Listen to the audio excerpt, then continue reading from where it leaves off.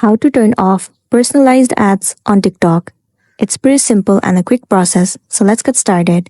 Start by heading over to your application TikTok, enter your login credential, and make sure you are logged into a specific account. First of all, you should know that your TikTok account must be a business account.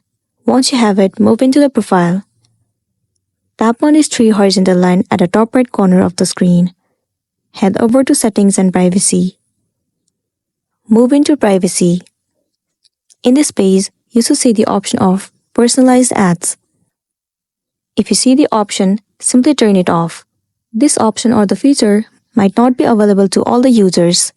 It's because, in order to have personalized ads, you have to meet some criteria on TikTok. So if you have the option, simply toggle it off.